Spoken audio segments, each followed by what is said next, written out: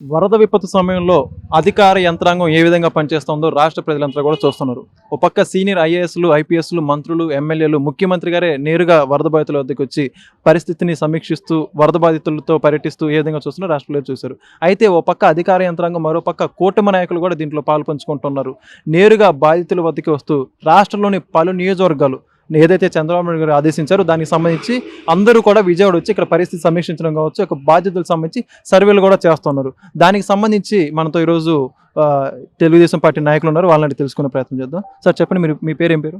నా పేరు ధనేకుల వెంకట సుబ్బారావు, తుళ్ళూరు మండలం తెలుగుదేశం పార్టీ అధ్యక్షుడిని.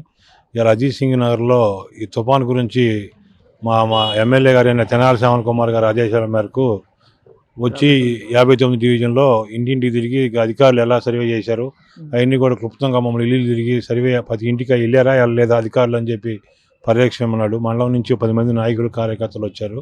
వివిధ హోదాల్లో ప్రతి ఇంటికి వెళ్ళినా కూడా మేము పొద్దున్నుంచి తిరుగుతూ ఉన్నాం. ప్రతి ఇల్లుకి కూడా 99% ఊళ్ళో ఇంట్లో లేకపోతే తప్పితే ప్రతి ఇంటికి కూడా అధికారి వెళ్ళి ప్రతి ఇంటి అధికారి కూడా నష్టం నివారణ అన్నీ కూడా సవరణ చేసి ప్రతి కుటుంబం రాసుకున్నారు. దాంతోపాటు మేము కూడా అడిగాం ప్రతి ఇంటికి కూడా వాళ్ళ నష్టాన్ని మాకు కూడా అన్నీ తెలియపరిచారు. వాళ్ళైతే తృప్తిగా ఉన్నారు. ఎందుకంటే వాళ్ళు చరిత్రలో వరదలో ఇలా వచ్చి ఏ ప్రభుత్వం కూడా మా గతంలో ఎలాంటి ఎప్పుడు కూడా ముందర రాలేదు. ఈ కూటమి ప్రభుత్వం పవన్ కళ్యాణ్ గారు, చంద్రబాబు నాయుడు గారు, అట్లనే బీజేపీ నాయకులు సపోర్ట్తో ఇవాళ ఈ ముందరకు వచ్చి మమ్మల్ని ఆదుకున్నందుకు దేవుళ్ళలాగా ఈ కూటమి ప్రభుత్వాన్ని నమ్ముతున్నారు. అట్లనే మా ఎమ్మెల్యే గారి ఆదేశాల మేరకు కూడా మేము కూడా 2 రోజుల నుంచి 59 డివిజన్లో ప్రతి ఇంటికి కూడా తిరిగాం. మాకు కూడా తిరిగినందుకు తృప్తిగా ఉంది. ఇంకా మేము ఏం చేయాలో కూడా సేవలకు కూడా మా ఎమ్మెల్యే గారు ఇన్ఛార్జిగా వేశారు ఇక్కడికి.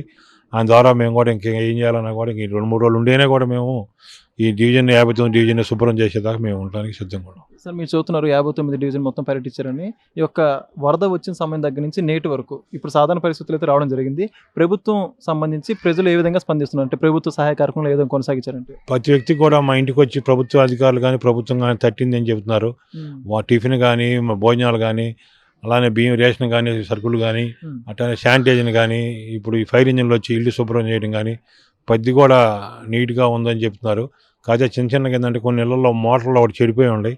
ఆ మోటార్లు కూడా ప్రభుత్వం ఏదో ఒకటి మాకు సహాయం చేయాలని చెప్పి కోరుకుంటున్నారు. ఎందుకంటే పై స్టేజ్లో ఉండాలి ఏమో బాగానే ఉండదు, కింద మోటార్ అనేది కింద స్టేజ్లో ఉండదు కాబట్టి దాని మీద కూడా ప్రభుత్వం దృష్టి పెడాలని చెప్పి కోరుతున్నారు. మేము ప్రతి ఇంటికి కూడా ప్రభుత్వం తరఫున కూడా మా ఎమ్మెల్యే గారికి చెప్పాము, మా ఇన్ఛార్జి గారికి. ఆయన ఇక్కడ ఎమ్మెల్యే గారు ఉన్నాడు, తాడికొండ ఎమ్మెల్యే శ్యామల్ కుమార్ గారికి. ఆయన అధికారులతో మాట్లాడి మినిస్టర్ గారితో మాట్లాడతానని చెప్పాడు. చివరిగా ఈ యొక్క సేవా కార్యక్రమంలో మీరు పాల్గొనడం మీకు ఎలా అనిపిస్తుంది? మాకైతే మాది అమరావతి ప్రాంతం, మాకైతే మేము చేసిన చాలా తక్కువ అనిపిస్తుంది. ప్రభుత్వం ఇంకా మమ్మల్ని చేయాలంటే ఎందుకంటే అమరావతి కోసం రాష్ట్ర ప్రజలందరూ అండగా నిలబడ్డారు. మేమైతే చేసింది కూడా ఈ 2 రోజుల నుంచి అయినా చాలా తక్కువ. ఇంకెంత చేసినా కూడా మేము ఈ రాష్ట్ర ప్రజలు రుణం తీర్చుకోలేమని అమరావతి ప్రాంతంగా మేమైతే తక్కువే చేసామనిపిస్తుంది. ఇంకా ఎంతైనా చేయాలనిపిస్తుంది. మా అమరావతి ప్రాంతంలో పిలిపిస్తే ఇంకా ఇంటికి ఒకళ్ళ కాడికి వచ్చుకొని చేయడానికి ఎలాంటి పొత్తువులకి, ఎందుకంటే రాష్ట్ర భవిష్యత్తు కోసం మేము భూములు ఇచ్చాం. మేము రోడ్డును పడ్డ రోజుల్లో రాష్ట్ర ప్రజలందరూ కూడా మాకు పాదయాత్ర చేసినా కూడా అందరూ కూడా మాకు స్వాగతం పలికి మేము ఉండామని చెప్పి అదే తీర్పు ఇచ్చి కూటమి ప్రభుత్వాన్ని గెలిపించి మా అమరావతి నిలబెడటానికి రాష్ట్ర ప్రజలందరూ కూడా మేము రుణపడి ఉంటాం. ఎలాంటి విపత్తులు వచ్చినప్పుడు కూడా రాష్ట్ర ప్రజలు ఎక్కడున్నా కూడా మేము మా రాజధాని ప్రాంతం నుంచి వచ్చి తుళ్ళూరు మండలం నుంచి వచ్చి ఎలాంటి సేవలు చేయడానికి అయితే మేము ముందరకు ఎప్పుడైనా వస్తూ ఉంటాం. ఇలాంటి పని చేయడం మా తృప్తికి ఇంకా ఏం చేసినా కూడా తృప్తి తీరదు. ఎందుకంటే ఈ రాష్ట్ర ప్రజలు మేము అంత రుణపడి ఉంటాం కాబట్టి మా వంతు సహాయం ఎప్పుడు చేస్తూనే ఉంటాం. మేము చివరిగా ముఖ్యమంత్రి నారా చంద్రబాబు నాయుడు గారు ఆయన కష్టం గురించి, ఆయన మీద వస్తున్న రాజకీయ విమర్శలు, ఈ టైంలో కూడా ఆయన మీద రాజకీయ విమర్శలు చేస్తున్నారు, దాని గురించి మీరు ఏం చెప్తారు? మీ నాయకుడి కష్టం గురించి, ఆయన మీద విమర్శల గురించి. చంద్రబాబు నాయుడు గారిని విమర్శించడం అనేది ఏంటంటే ఎలా ఉండదంటే మన ఇంట్లో అన్నం తింటా ఇంట్లో మనిషిని విమర్శించినట్టు ఎవరు విమర్శిస్తున్నారని కూడా తెలియదు. ఎందుకంటే ఇక్కడ ప్రజలు ఎవరు కూడా విమర్శించట్లా.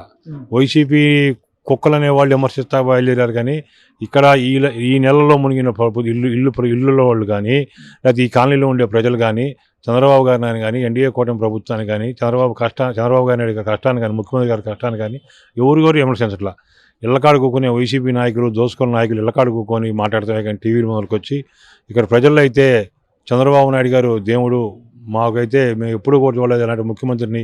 అని చెప్పి కూడా ప్రజల్లో అయితే ఎలాంటి ముఖ్యమంత్రి మాకు ఎప్పుడు అండగా ఉన్నాడు, చరిత్రలో నిలిచిపోతాడు. మాకు ఇలాంటి వరదల్లో కష్టాలు రాకుండా కూడా చేయగలిగే కెపాసిటీ చంద్రబాబు గారికి కొంత రాబోయే భవిష్యత్తులో. ఇలాంటి ముఖ్యమంత్రికి మేము ఎప్పుడు కూడా రుణపడి ఉంటామని చెప్పి ప్రతి వ్యక్తి కూడా కోరుకుంటాం. Okay, thank you.